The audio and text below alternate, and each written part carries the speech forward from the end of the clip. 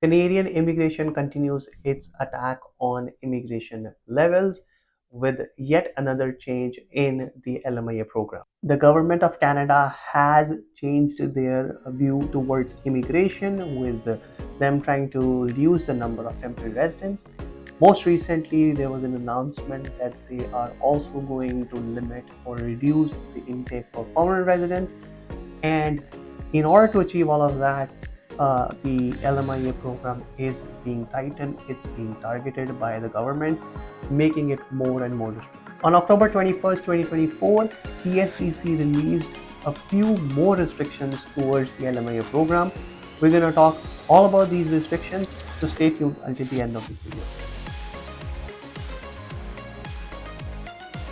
Welcome back to the channel, guys. My name is Dhruv. I'm a regulated Canadian immigration consultant.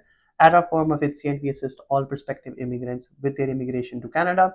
We also assist employers with hiring of foreign workers in order to fill labor shortages. So if you are an employer or you're an employee looking to work with your employer to obtain immigration services in order to get your LMIAs, work permits, here is our contact information. Feel free to contact us. We would be happy to assist you. Now, before we go into the content of this video, let's quickly answer the comment of the week. This week comment is on our pathway to permanent residence video, and the question is, can I get 50 points for PR support low wage LMIA? The answer is yes. If you have a valid LMIA, you can get 50 points. You will be able to obtain 50 points, be it a PR support LMIA, low wage LMIA, or a high wage LMIA. So nothing to worry, you can go ahead and claim 50 points. Now, coming back to the LMIA restrictions announced on October 21st, 2024, here on the screen, guys, you can see this particular news release by ESDC, where the Minister of ESDC, Employment and Social Development Canada, Minister Bachanalt, announced further temporary foreign worker reforms to better protect the Canadian labor market and workers. Overall, the summary of these changes were as follows, and ESTC has put those changes over here on their website. The main contribution is starting November 8, 2024, the wage threshold that is used to determine whether an LMIA belongs to a low wage LMIA or a high wage LMIA will be increased by 20%. So let's go into the details of what this means. So guys, on the screen, you can see the temporary foreign worker programs, high wage and low wage web page. And here they have given a table. This table is for median hourly wage by different provinces. And at this point, if you're applying for an LMIA, then you have to go by the wages as of April 2nd, 2024. What this means is, if the wage that is being offered to the foreign worker in that LMIA is above the wage level listed, for example, for Alberta, if the wage is above $29.50, then that LMIA belongs to a high wage LMIA. If the wage is below $29.50, then it belongs to a low wage LMIA. Now, what ESTC has said, that starting November 8th, so from November 8th onwards, this is going to increase by 20%. So they're going to temporarily lift the wage requirement to classify an LMIA in low wage or high wage. Now, let's look at what this is going to look like. So guys, here is that particular table that we were just looking at on the web page. This is the current wage level that the LMIA is classified based on. If the wage is below the median wage in that particular province, then the LMIA is low wage. If it's equal or greater than the median wage, then it's high wage. Now, starting November 8th, 2024, this is going to change. How is this going to change? Well, it's going to increase by 20%. So these values over here, they signify a 20% increase. 20% is a big increase in terms of wages. And this signifies a 20% increase to the median wage. So if you are in Alberta, now you would need from November 8th onwards $35.40 in terms of wages. If you are in BC, $34.62. If you are in Manitoba, $30, and so on. If you are in Ontario, you need $34.07 in terms of wage for your job offer to qualify under the high wage category. So this was the first change. The second change is starting October 28th, ESDC is no longer going to accept attestations from lawyers or chartered accountants to prove the business legitimacy.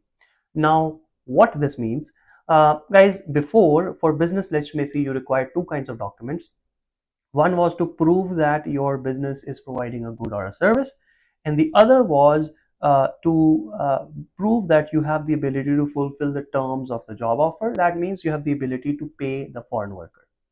For both of these requirements, the businesses could give an attestation letter from a lawyer or an accountant that said that this particular business is in good standing. They have been in operation and they are able to pay the foreign worker.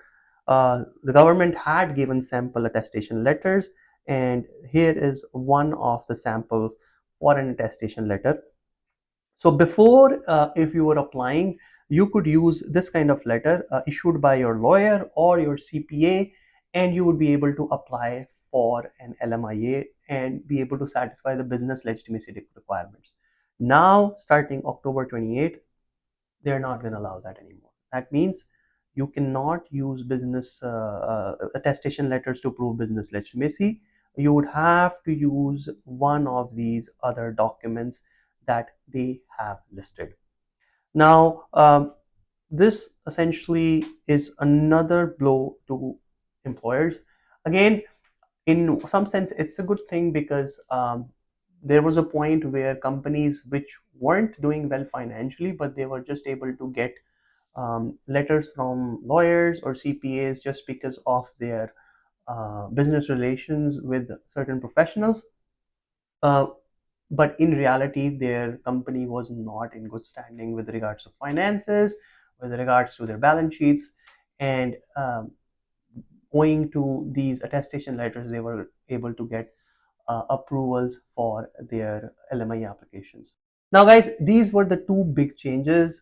The wage level is going to change starting November 8th, and starting October 28th, attestation letters will no longer be applicable. You would need to provide actual business legitimacy documents.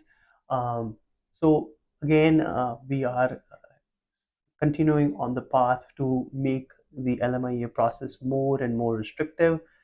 It would not be a surprise if legitimate or well done LMIA applications will face more and more scrutiny going forward. We may be seeing refusals going forth because of the sentiment of the government towards immigration at this point. That's it for this video, guys. In this video, we talked about the most recently announced changes to the LMIA program.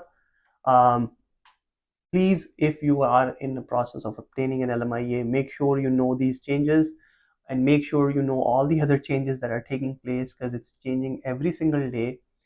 As professionals, it's hard to cope up. As applicants, it's also hard to cope up, but it's necessary for you to stay up to date in order to be able to ensure that you don't get into a situation where your application is refused, or you end up applying for something that you were not eligible in the first place. And to stay updated, guys, this is the channel you want to subscribe.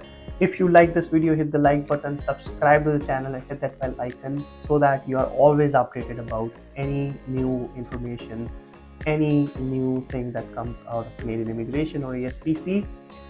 Thanks a lot for tuning in, guys. Thanks a lot for watching. I'll see you in the next one.